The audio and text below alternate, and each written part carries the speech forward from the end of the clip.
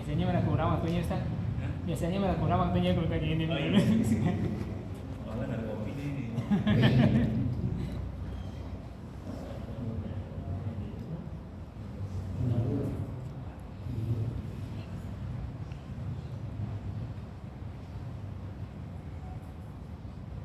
Assalamualaikum warahmatullahi wabarakatuh. Waalaikumsalam warahmatullahi wabarakatuh. Bismillahirrahmanirrahim. Alhamdulillahirabbil alamin. Wa bihi nasta'inu ala umuri dunya waddin. Wassalatu wassalamu ala asyrafil anbiya'i wal mursalin sayyidina wa nabiyyina wa syafi'ina wa qurrati a'yunina wa maulana Muhammadin wa ala alihi wa sahbihi ajma'in. Amma ba'du. Bapak-bapak hadirin jamaah Masjid Jami At-Taqwa yang semoga selalu dirahmati oleh Allah Subhanahu wa taala. Pertama-tama puji syukur kita panjatkan kehadirat Allah Subhanahu wa taala. Alhamdulillah sampai detik ini Allah masih berkenan melimpahkan berbagai macam nikmat kepada kita semua. Wabil khusus nikmat iman dan Islam, nikmat sehat wal afiat, sehingga kita dapat menjalani aktivitas-aktivitas kita, terutama beribadah kepada Allah Subhanahu wa taala. Mudah-mudahan apa yang kita jalani selalu diiringi dengan ridha dan barokah Allah Subhanahu wa taala. Bapak-bapak, ibu-ibu, bapak-bapak yang dirahmati oleh Allah Subhanahu wa taala. Ada ya? Tadi kayaknya ada ya. Ada di ruangan.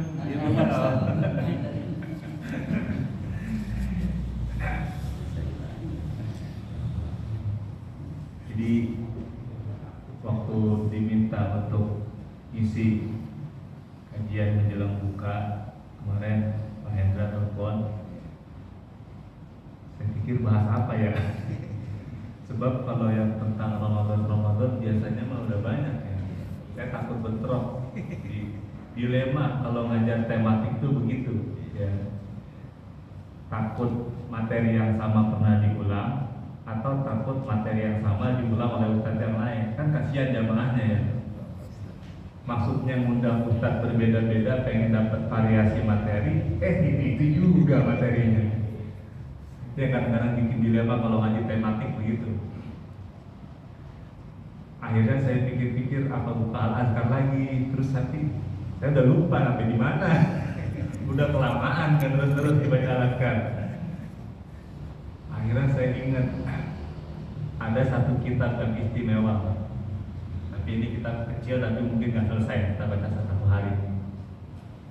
Kitab ini judulnya Al-Arba'un Al-Ghawthaniyah Al-Qur'aniyah. Jadi kitab ini adalah kitab hadis berjumlah kurang lebih 40 hadis ya. Tadi lebih dikit ya, 42 kalau nggak salah. 40 hadis dipilih yang berkaitan tentang Al-Quran. Karena Ramadan bulan Quran, kita membaca hadis ini. Nah, yang unik dari kitab hadis ini, kitab ini disusun. Kalau hadis kan bukan dikarang ya, hadis kan omongan Nabi. Disusun oleh seorang ulama dari Afrika Selatan di sebuah kota namanya Cape Town. Waktu lagi Piala Dunia Afrika Selatan ada tuh ya di Cape Town. Nah, di sana ada seorang ulama yang namanya Syekh Muhammad Thaha bin Yusuf Karam. Syekh Muhammad Thaha bin Yusuf Karam. Beliau ini seorang ulama, tapi alim al-alam. Beliau mendengar kabar akan datang seorang ulama yang lain namanya Syekh Dr. Dr. Yahya bin Abdul Razak Al-Ghawthani. Beliau ini, Syekh Yahya ini adalah murid kental, murid akrab dari seorang ulama yang namanya Syekh Muhammad Yasin bin Isa Al-Tadani. Semua orang yang belajar hadis pasti kenal sama yang namanya Syekh Yasin ini. ibaratnya dia maestro, ya, ulama belakangan. Beliau meninggal tahun 2010-an kalau nggak salah. Namanya Syekh Muhammad Yasin, orang Padang, tapi dari orang tuanya udah tinggal di Mekah. Jadi lahir di Mekah, besar di Mekah, wafat pun di Mekah. Tapi asalnya orang Padang, dan makanya namanya Al-Padani, dari Padang. Nah, Syekh Yahya ini murid kental dari Syekh Yasin tadi. Ketika Syekh Muhammad Toha ini mendengar kabar bahwa Syekh Yahya akan berkunjung ke Cape Town di Afrika Selatan, ini Syekh Muhammad Toha ini orang alim, buru-buru dia nyusun kitab hadis. Yang ini yang ditulis oleh beliau ini. Dia pilih 40 hadis, diambil dari 20 kitab.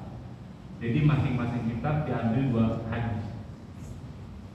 Dan hadis yang dipilih hadis yang berkaitan dengan Al-Quran, fadilah-fadilah Quran, bagaimana cara belajar Quran. Dan semua itu diturunin, disusun, disalin, lengkap dengan sanadnya dari Syekh Yahya kepada Syekh Yasin sampai kepada pengarang-pengarang kitab hadis itu. Kalau sampai Bukhari berarti sampai ke Imam Bukhari.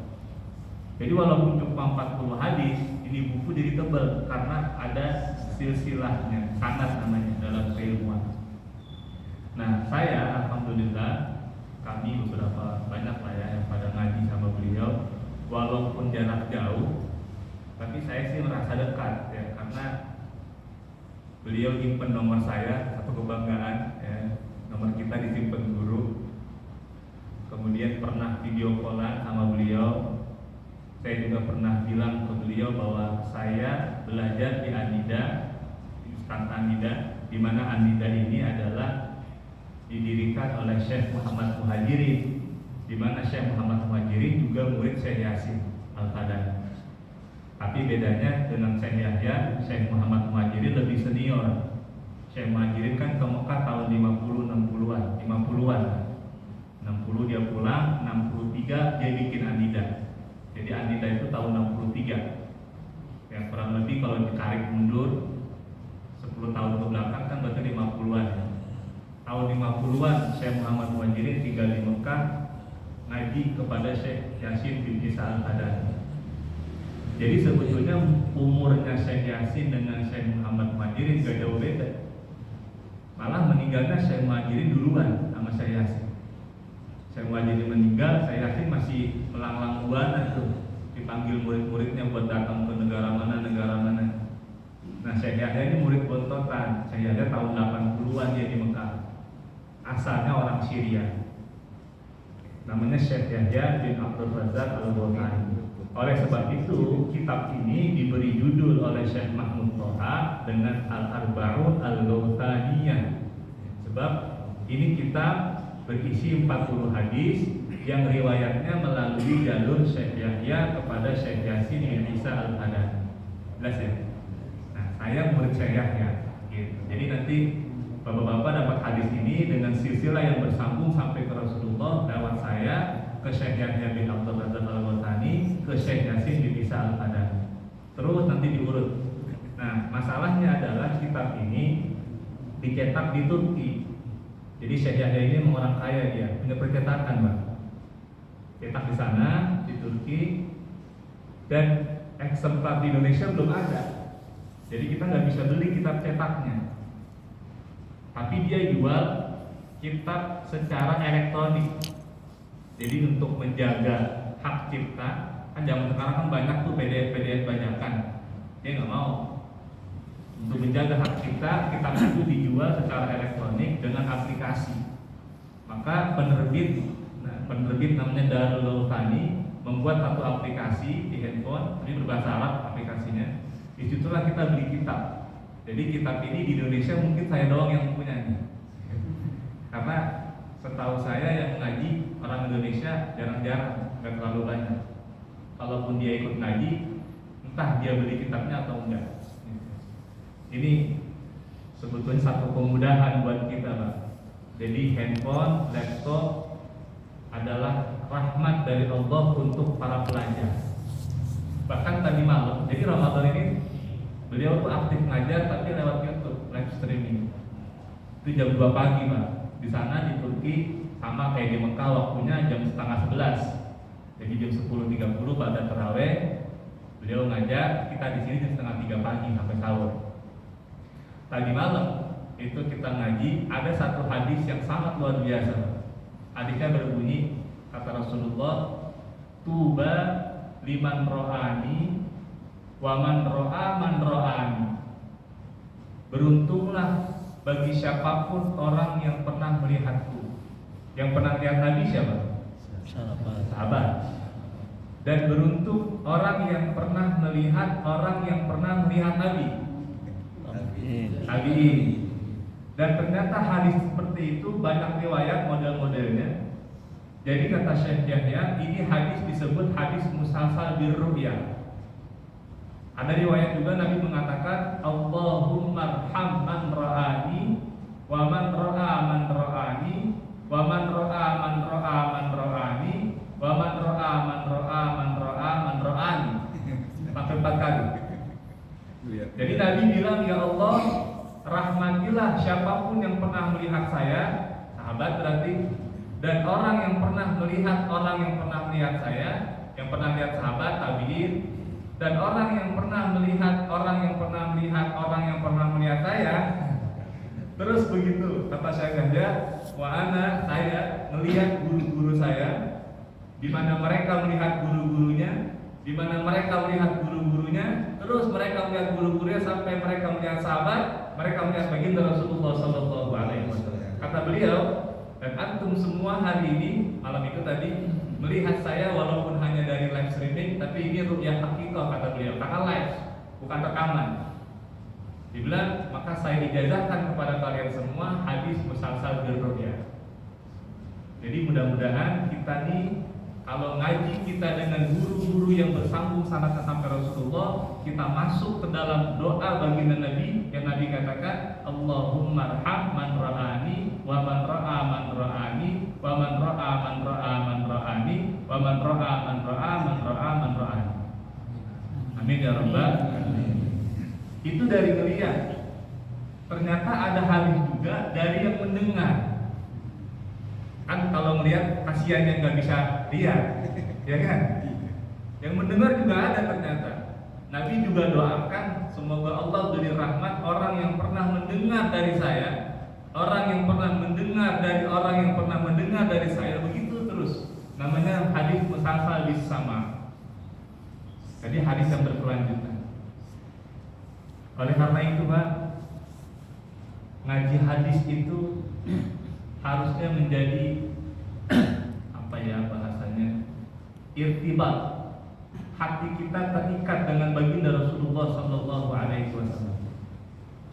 Kita kalau ngaji hadis, kita bayangin itu ucapan pernah diucapkan oleh baginda Rasulullah Sallallahu Alaihi Wasallam. Kalau bapak-bapak mudah-mudahan bisa lancar baca Qurannya, bisa lancar baca hadisnya. Semoga mulutnya ini bisa mengucapin apa yang pernah diucapkan oleh baginda Rasulullah Sallallahu Alaihi Wasallam. Itu salah satu kisah ya tentang kitab yang namanya Al-Arba'un Al-Qur'aniyah Al-Qur'aniyah. Motivasi Pak, supaya kita ngaji biar jelas silsilah sanad. Bapak kalau mau ikutan boleh ya, jam 2:30 di YouTube. Tapi pakai bahasa Arab. Pakai bahasa Arab. Itu sebenarnya.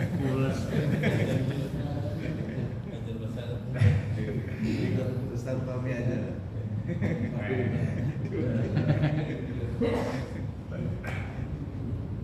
Kita mulai hadis yang pertama.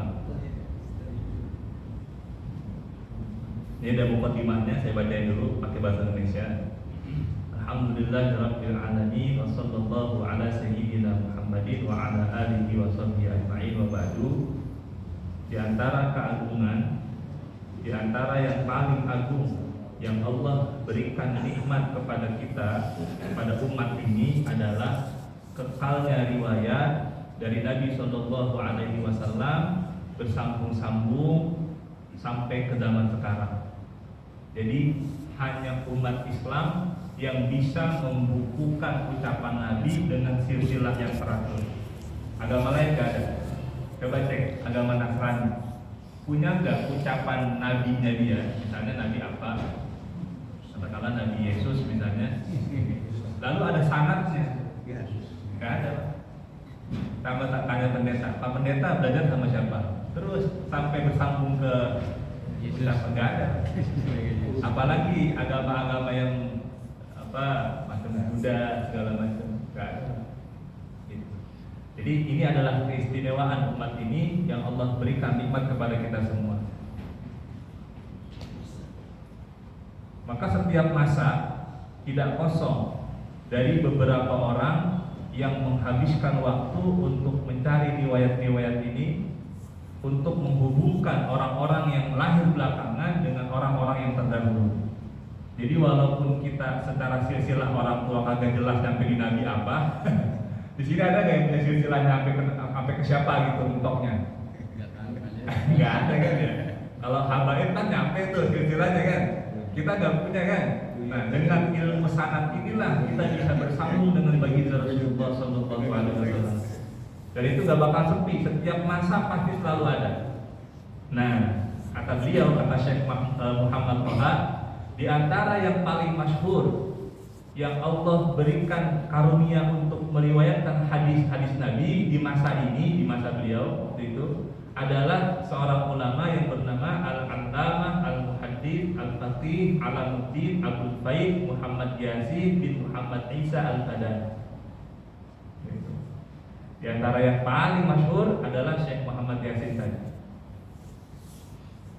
Ghairaan dan riwayat, tapi riwayat di antara riwayat beliau di negeri kami di Afrika Selatan langka, karena jarang orang Afrika Selatan yang bisa mungkin di Mekah. Termasuk beliau Syekh Muhammad Toha nggak bisa berjumpa dengan Syekh Yasin bin Isa Al-Fadani karena jarak yang jauh atau kendala yang lain. Nah, ketika datang kabar, ketika datang kabar bahwa Al-Allamah Syekh Al-Mukri Dr. Yahya bin Abdul Razak Al-Batani, di antara murid Syekh Yasin yang paling spesial, untuk datang ke negeri Cape Town, ke Afrika, kami minta izin kepada beliau untuk dibacakan 40 hadis kepadanya dengan sanad yang muttasil melalui jalur Syekh Yasin Al-Fadani yang dikutip dari kitab Al-Asanidul Makkiyah. Jadi sanadnya sudah dituang oleh Syekh Yasin Al-Fadani, Syekh Muhammad Toha tinggal nyari aja dulu nih, tapi dipilih 40 hadis. Itu mukadimahnya tadi lagi ceritain ya.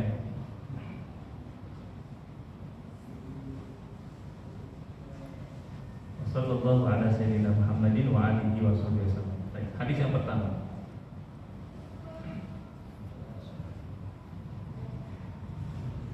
Ada hadis yang pendek, ada hadis yang panjang. Ada beberapa hadis yang kita sudah populer.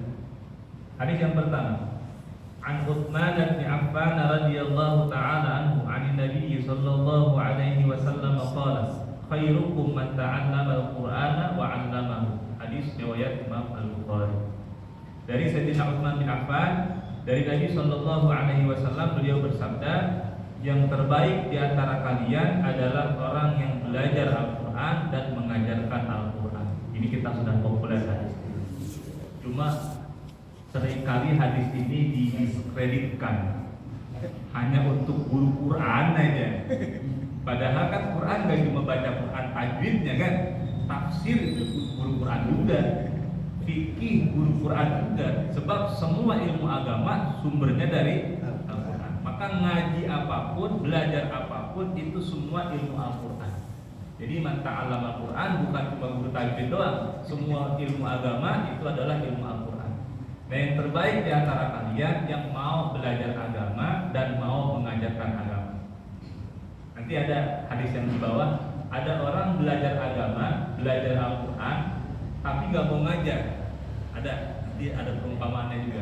Tetap masih bagus ya. Nah, di bawah. Nah, hadis ini kata Syekh ya, banyak hadis yang bermula dari kata-kata khairukum. Yang terbaik di antara kalian adalah orang yang paling baik kepada keluarganya. Ada kan? Khairukum li ahli. Banyak. Ini menunjukkan bahwa kebaikan itu tersebar di mana-mana. Bapak-bapak yang nggak jadi ustadz, jangan minder, jangan merasa saya lebih hina di bidang itu, enggak lah. Karena apapun profesinya, selama masih berkaitan dengan yang baik-baik, maksudnya masih menjalankan hukum-hukum Al-Quran, maka itu bisa naik levelnya kepada khairukum. Ada hadis pedagang, Nabi berdagang, jadilah pedagang yang baik, maka nanti akan jadi khairukum di situ. Menjadi pejabat, silakan jadi pejabat yang baik, nanti khairukum, yang terbaik di antara kalian imamun adil, pemimpin yang adil. Jadi kata syekhnya, letak kebaikan itu banyak. Jangan kita mengkotak-kotakan satu doang yang baik, dia doang yang mulia. Enggak. Bahkan antara guru sama murid bisa jadi murid lebih mulia daripada gurunya. Karena inna akramakum indallahi atqakum. Yang paling takwa. Walaupun takwa basicnya adalah ilmu, tapi kan nggak semua orang berilmu ngamalin ilmunya. Paham? Itu penjelasan tentang khairukum man ta'allama al-Qur'ana wa 'allama. Jadi jangan minder. Hadis yang kedua. Wa an Jundubin sallallahu radhiyallahu ta'ala anhu qala Nabi sallallahu alaihi wasallam iqra'ul Qur'ana ma'talafat alaihi qulubukum fa idza istalaftum faqumu anhu. Sahihul Bukhari. Dari Jundub Ibnu Junadah radhiyallahu ta'ala anhu, beliau mengatakan, bersabda Nabi sallallahu alaihi wasallam, bacalah Al-Qur'an selama hatimu masih jinak, maksudnya masih nyaman. Tapi fa idza istalaftum, kalau hati sudah mulai gelisah, sudah mulai resah, faqumu anhu, udah bangun, jangan diterusin. Jadi jangan dipaksa. Ini yang sering saya sampaikan, ketika Ramadan ada sebagian kalangan yang maksa pengen khatam Al-Quran. Bacanya padahal udah kagak enak tuh, ya kan? Hati kalau udah kagak enak baca Quran, ini pasti tidak banyak salahnya nih. Ya kan ya? Itu pada ngalamin nih. Lebih pribadi Ustaz. Ada bahasa Ustaz. Tapi yang jadi masalah ntar hatinya nggak tenang-tenang. Nggak bagus. Nggak datang bener Ustaz. Salah juga ya. Jadi gitu. Baca Quran selama hati masih jinak, masih tenang. Begitu hati mulai gelisah, dah istirahat dulu. Ya. Jangan dipaksa. Saya sering bilang, Pak, itu jargon-jargon khatam Quran di Ramadan bagus. Tapi kalau bacanya serampangan jadi dosa, Pak. Al-Imam Ibnu Jazari, dia adalah pakar ilmu qiraat, mengatakan dalam kitabnya Muqaddimah Al-Jazariyah, wal akhdhu bit tajwidi hatmun lazim man lam yusahhihil Qur'ana athim. Belajar Al-Qur'an dan mengamalkan Al-Qur'an dengan tajwid hukumnya wajib, Pak. Hatmun lazim man lam yusahhihil Qur'ana athim. Orang yang baca Quran yang enggak ditashih, enggak dibenerin secara kaidah-kaidahnya, maka dia berdosa. Buat apa kita baca Quran banyak-banyak tapi dosa semua? Ibaratnya kita ngumpulin buah banyak-banyak, berkilo-kilo, pas dibuka busuk semua, buat apa? Mendingan dikit tapi kualitas impor, betul nggak? Syukur-syukur kualitas impor banyak, itu yang bagus. Nah, makanya dibilang kalau udah mulai gelisah, idza talaqtum taqumu anhu. Kalau udah mulai gelisah berhenti dulu.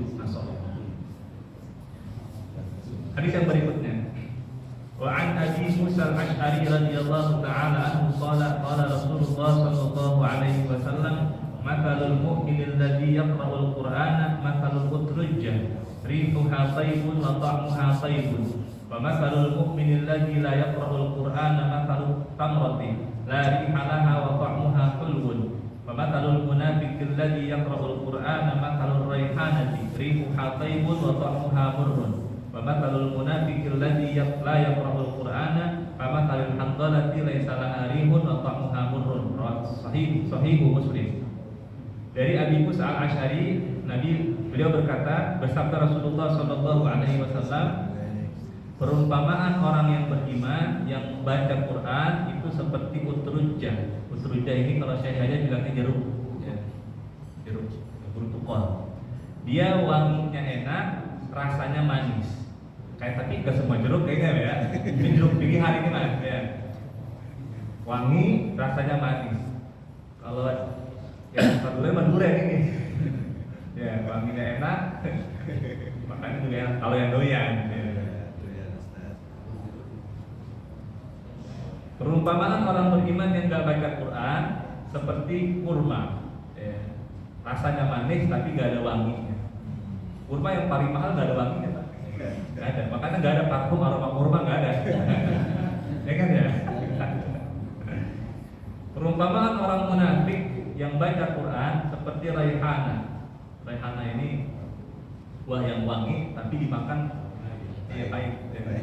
Apa kalau di kita di sini? Apa bisa buah yang wangi tapi dimakan pahit? Saya nggak pernah makan sebenarnya. Nggak ada yang semakan sih. Perumpamaan orang munafik yang nggak baca Quran itu seperti handola, udah nggak ada wanginya, rasanya juga pahit. Ini kita sudah dapat tahu pada apa ya. Berikutnya, Muhaddatsani Abu Umamah Al-Bahili radhiyallahu ta'ala anhu qala sami'tu Rasulullah sallallahu alaihi wasallam yaqulu iqra'ul Qur'ana fa innahu ya'ti yaumal qiyamati syafi'an li ashabihi iqra'uz Zahrawain Al-Baqarah wa surat Ali Imran fa innaha ta'tiyani yaumal qiyamati ka'annahuma dhamamatani aw ka'annahuma ghayayatani aw ka'annahuma firqani min tayrin sawafin tuhajjani an ashabihima iqra'u surat al-baqarati fa inna akhzaha barakatun wa tarkaha hasratun wa la tastati'u al-baqaratu. Hadis berikutnya dari seorang sahabat yang bernama Abu Umamah Al-Bahili. Beliau berkata, aku mendengar baginda Rasulullah sallallahu alaihi wasallam bersabda, bacalah Al-Qur'an karena sesungguhnya nanti dia datang di hari kiamat sebagai penyelamat bagi ahlinya. Di sini ada sebagian ulama yang menafsirkan baca Al-Quran adalah menghafal Quran. Tapi kalau ini jadi berat ya. Kita yang kepada agama atau kebagian tak. Makanya saya lebih condong kepada pendapat hadis yang menyebutkan baca Quran itu benar-benar baca walaupun nggak hafal. Dan hadis-hadis tentang kemuliaan ahli Quran, kalau Bapak pernah dengar nanti orang hafal Quran bawain mahkota buat orang tuanya, itu bunyinya bukan ihfadu tapi iqra'u. Atau Bapak pernah dengar orang baca Quran nanti dia akan naik. Jadi di mana dia berhenti, disitulah derajat dia. Itu bunyinya bukan hafal tapi iqra', baca. Sehingga berlaku bagi orang yang hafal ataupun yang nggak hafal. Ya, betul nggak? Dan jangan minder Pak, nggak hafal Quran nggak apa-apa, nggak dosa, nggak aib. Walaupun hafal Quran punya kemuliaan yang besar, tapi nggak hafal itu bukan aib, karena banyak sahabat juga yang nggak disebut sebagai penghafal Quran. Namun saya, walaupun tentulah para sahabat tahu tentang makna Quran segala macam. Jadi ala qadri aja, maksudnya sekadar kapasitas, sekadar kemampuan. Bagi yang mau ngapalin terus. Kalaupun nggak bisa ngapalin, jangan sampai berhenti baca, itu maksudnya. Kita kan ngapal kagak, baca kagak, itu penyakit itu.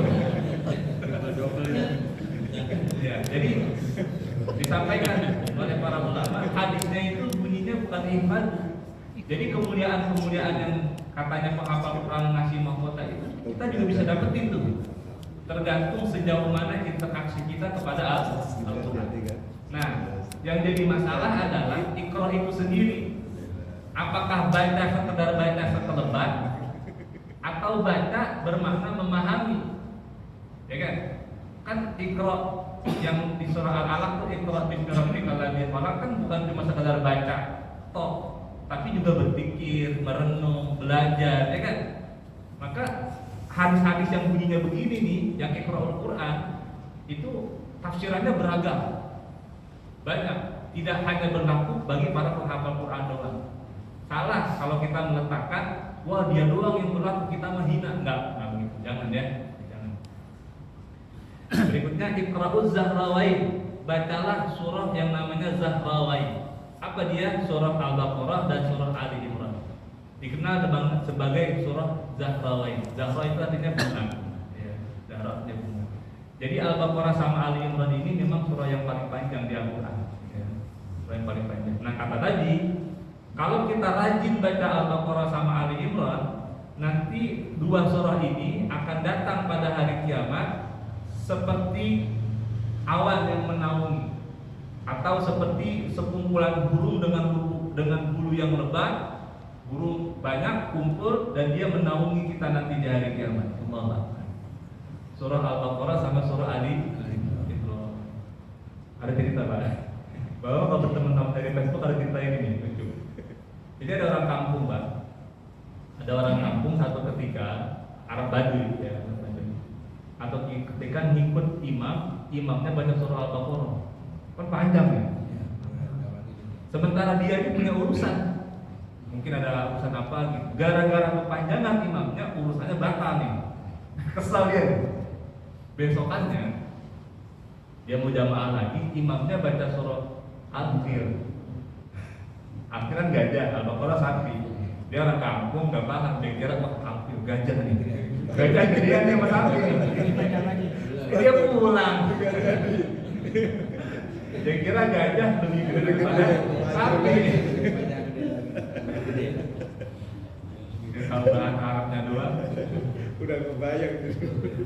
Begitu saya nge-up itu di WA, ada yang nyautin, saya pengen surah An-Naml aja tadi. Nah, An-Naml kalau Sulita nama gajah kalah gajah. Ya. Allahu Akbar. Surah Al-Baqarah bukan ya.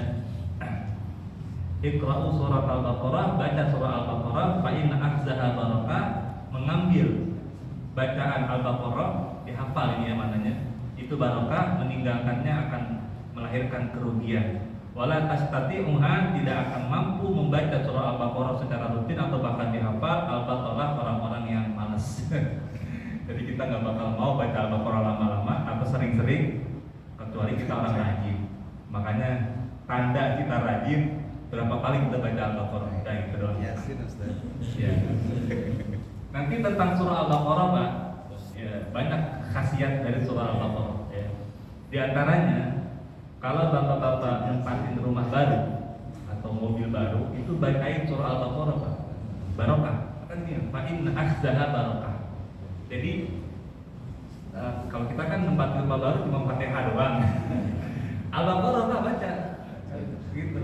Kalau nggak nganggup sendiri, gua tau rame-rame nggak apa-apa, salaman-salaman. Yang bagus sendiri, ya. Bacain tuh Al-Baqarah biar gak ada jinnya. Jadi memang ada keberkahan dari surah Al-Baqarah itu. Baik. Hadis yang berikutnya, hadis yang kelima. Wa an Aisyah radhiyallahu taala anha 'an Nabi sallallahu alaihi wasallam qala alladhi yaqra'ul Qur'ana wa huwa mahirun bihi ma'as safaratil kiramil bararah. Walladhi yaqra'uhu wa huwa yashtaddu alaihi falahu ajran. Sunan Abi Dawud. Hadis berikutnya dari Siti Aisyah radhiyallahu taala anha, dari Nabi sallallahu alaihi wasallam bersabda, yang baca Quran sedangkan dia adalah orang yang ahli, yang mahir, yang fasih bacaannya, nanti akan diangkat derajatnya ma'as safaratil kiramil bararah, sederajat dengan para malaikat. Jadi safaratil kiramil bararah ini malaikat. Ya. Adapun yang baca Quran dan dia ishtadda, dia kesulitan, jadi gak lancar bacanya, falahu ajran, dapat dua pahala. Pertama, pahala kesungguhannya, kan kalau baca gak lancar capek Pak ya, capek baca gak lancar, kesungguhannya dapat pahala. Yang kedua, pahala baca Quran. Tapi ingat, nggak lancar baca Quran di sini bukan karena nggak ngaji, awas. Wah, ini berarti nggak apa-apa nih gue baca Quran nih walaupun nggak lancar. Istadda maknanya di sini kata Syekh ya, dia ada illat, ada penyakit di mulutnya, entah itu mungkin lidahnya nggak cocok, pajangan atau kepedekan, kadel, ya kan, atau sumbing, itu istadda tuh. Nah, kesalahan itulah kemudian yang dikasih pahala ijtihadnya. Tapi kalau kesalahan karena kagak ngaji, dosa. Kalau udah ngaji tapi masih terbata-bata. Nah, itu berarti ada ikhtal, ada penyakit di mulutnya. Termasuk saya Pak. Saya ini nggak pede kalau ngajar Quran, karena saya merasa lidah saya kepanjangan. Jadi ada beberapa makhraj huruf yang saya merasa ini sebelumnya belum pas, tapi mau diapain emang lidahnya begini susah. Saya ngomong ke guru saya, Ustaz Umar Abdullah, dia murid dari Syekh Al-Farabi di orang Indonesia tapi belajar di Mesir. Saya bilang, saya nggak bisa nih, udah latihan berkali-kali ada beberapa huruf yang cacat. Apa kata beliau? Berarti ente memang secara konstruksi mulutnya memang udah begitu. Gitu. Nah yang begitu tuh dimaksud.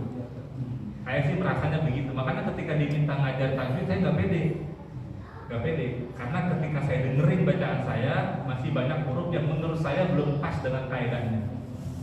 Gitu. Makanya ngaji biar tahu kesalahan diri sendiri. Kadang-kadang kita ngaji ngoreksi orang mulu, ya. Ngaji yang di pikiran kita, no si anu no begitu no. Kita koreksi sendiri, gitu. Nah, jadi ini berlaku, ya. Kesulitan baca Quran memang ada cacat ya di mulutnya. Wa an Abdullah bin Amr radhiyallahu ta'ala anhuma qala Rasulullah sallallahu alaihi wasallam yuqalu li sahibil Qur'an iqra wartaqi warattil kama kunta turattilu fid dunya fa inna manzilaka 'inda akhir ayatin taqra'ha. Dari Abdullah bin Amr radhiyallahu ta'ala anhuma, beliau mengatakan, berkata Rasulullah sallallahu alaihi wasallam, nanti dikatakan bagi penghuni Al-Qur'an, bagi sahibil Qur'an, bagi orang yang dekat dengan Al-Qur'an nanti di hari kiamat, iqra, bacalah Al-Qur'an sambil wartaqi, sambil naik. Nanti di surga, jadi para orang-orang yang hafal Qur'an ini, tapi maknanya ini kata-katanya bukan infat, iqra. Bacalah Al-Qur'an sambil naik sebagaimana engkau baca Qur'an dulu di dunia. Nah, nanti kedudukanmu di mana ayat itu berhenti, itulah kedudukanmu, gitu kan? Tapi kata-kata di sini bukan ihfaz, melainkan iqra. Iqra wartaqi warattil. Bacalah sambil naik dengan bacaan yang murattal. Murattal itu bacaan yang pas, ya. Jadi murattal itu ada 3, Pak. Ada tahqiq. Tahqiq itu yang kita dengar di MP3 itu bacaan yang begitu namanya tahqiq, tuh lama. Ada tadwir, jadi lebih cepat lagi temponya. Ada hadr. Nah, hadr ini paling cepat. Bapak boleh cek di YouTube nanti. Bacaan hadr 8 jam khatam 30 juz. Susah ini, Pak. Kita ke tadwir aja, lidah kita belibet dulu, Pak. Jadi kita baca Quran ini dicepetin dikit, lidah kita udah berantakan ya. Apalagi dipercepat dengan hadr. Orang-orang tertentu itu bisa, Pak, lidahnya memang udah empuk banget tuh. 8 jam 30 juz. Hadr, YouTube ada, Pak, coba perhatikan. Hari terawih daerah mana kemarin kita dari malam sampai jam 3 30 juz. Nah, itu bacanya hadr. Kalau benar ya, tapi tiga-tiga ini baik hadr ataupun tadwir ataupun tahqiq ini masih menggunakan kaidah tajwid, bedanya cuma tempo, ketukan. Kalau misalnya ketukan tahqiq 1 2 3 4 5 6 lama. Kalau tadwir 2 3 4 5 6. Kalau hadr 2 3 4 5 gitu. Bedanya itu doang, tempo. Makanya dari awal bacaan kalau pakai hadr terus. Kalau pakai tahqiq terus, nggak boleh awal tahqiq pelan, lama-lama capek hadr cepet, atau hadr dulu cepet, capek baru tahqiq, nggak boleh. Dari awal tempo segitu terus. Ya. Itu namanya tingkatan taktil. Kita kan baca murattal ya Petri doang tuh. Jadi murattal itu ada 3 tingkatannya. Baik. Memang secara makna lebih cocok hadis ini kita artikan hafal. Jadi walaupun makna kata-kata iqra bacalah, tapi kan nanti di akhirat gak mungkin kita baca-baca Quran pakai usap begini, secara bayang-bayang aja ya. Ya tapi mudah-mudahan walaupun kita nggak hafal kita dapat nih nanti yang ini nih ya. Amin. Nanti kita doa Quran kita. Ya. Berikutnya. Wa an Abi Hurairah radhiyallahu ta'ala anhu qala ba'atha Rasulullah sallallahu alaihi wasallam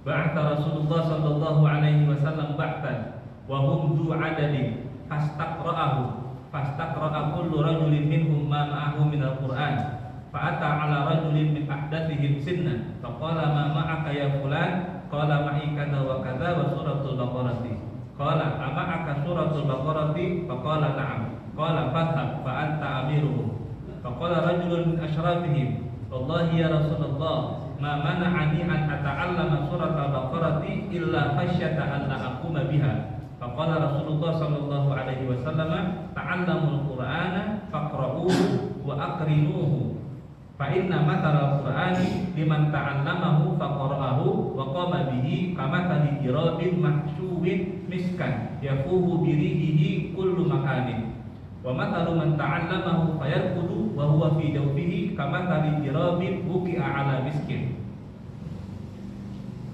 Dari Abi Hurairah radhiyallahu taala anhu, beliau berkata, satu ketika Rasulullah mengutus utusan. Jadi Rasulullah ingin mengutus utusan untuk berdakwah di kampung-kampung. Nah, dari beberapa orang itu sebelum dikirim dites dulu sama Rasulullah.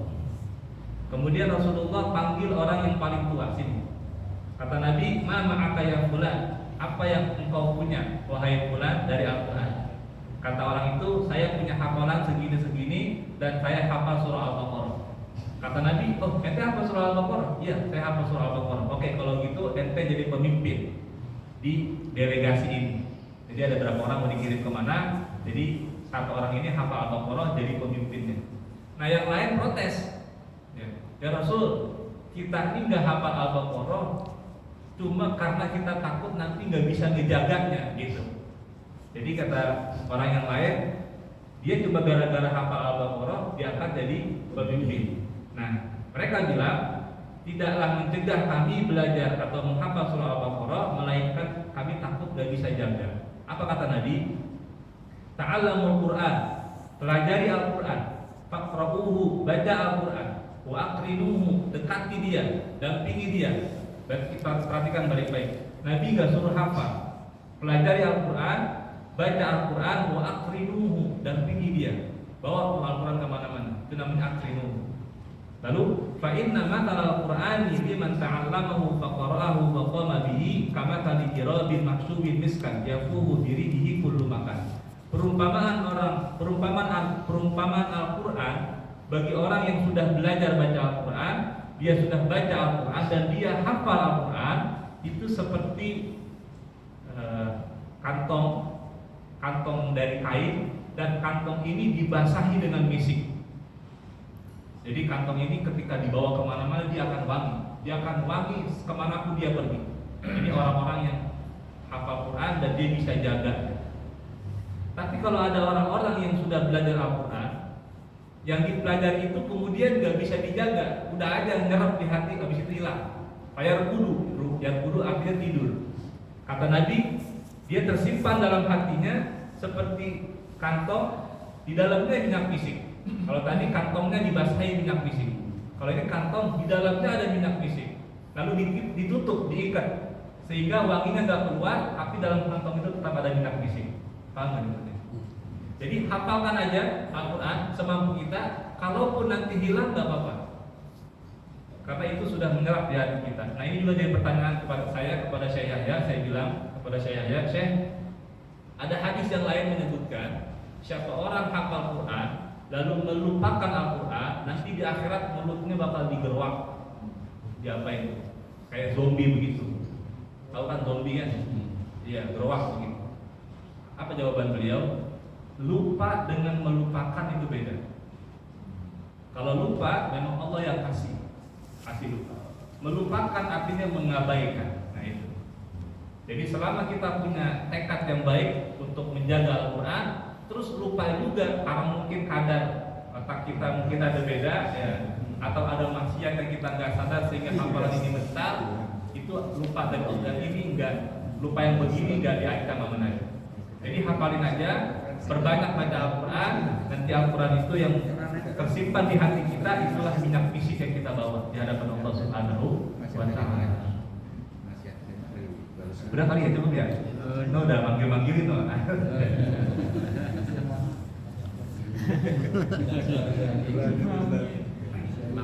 Satu lagi ya, kata Nabi terakhir. Ini buat motivasi nih. Hadis ini bagus. Dari Abi Sa'id, Nabi mengatakan, "Man syaghalahul Qur'anu wa dzikri an mas'alati a'taituhu afdhala ma u'tis sa'ilina wa fadlu kalamillahi 'ala sa'il kalami kafadillahi 'ala khalqi." Siapa orang yang menyibukkan dirinya dengan Al-Qur'an dan zikir kepada Allah, ingat, menyibukkan diri dengan Al-Qur'an bukan baca doang, dikaji, dipelajari. Zikir juga bukan zikir yang geleng-geleng doang, dikaji, dipelajari. Apa kata Rasulullah? Orang yang menyibukkan dirinya dengan Al-Quran dan mengingat Allah Subhanahu wa Ta'ala sampai-sampai gak pernah minta, gak pernah berdoa, ngaji aja, baca Quran aja, gak pernah berdoa, maka aku berikan kepada dia yang terbaik dari apa yang pernah diminta oleh orang-orang yang minta. Mereka yang minta, kita yang dapat. Ini yang sering saya bilang, Pak. Kalau Bapak masih ingat, ada kajian saya begini. Ibadah kita udah lepas aja dari janji-janjinya. Allah misalnya kalau misalnya duha nanti rezeki lancar, tahajud nanti diangkat derajat. Udah itu lupain aja. Fokus aja sama Allahnya. Kalau kita dekat sama Allah, Allah mau apain pasti yang terbaik udah. Nah ini begitu tadi. Kita sibuk dengan Al-Quran, kita baca, kita pelajari, kita kaji. Sampai-sampai kita nggak pernah berdoa sama Allah, nanti Allah berikan yang terbaik dari apa yang pernah diminta oleh orang-orang yang minta. Allahu Akbar. Ini motivasi buat kita supaya kita lebih dekat dengan Al-Quran. Insyaallah mudah-mudahan Allah berikan taufik hidayah kepada kita semua untuk bisa memaksimalkan Ramadan ini, membaca Al-Quran, mengkaji Al-Quran dan menjadikan Al-Quran sebagai sahabat hidup kita. Amin ya rabbal alamin. Kurang lebihnya mohon maaf. In uridu illa al-islah mastata'tu wa ma taufiqi illa billah. Alaihi tawakkaltu wa ilaihi unib. Akhirul kalam. Assalamualaikum warahmatullahi wabarakatuh. Waalaikumsalam.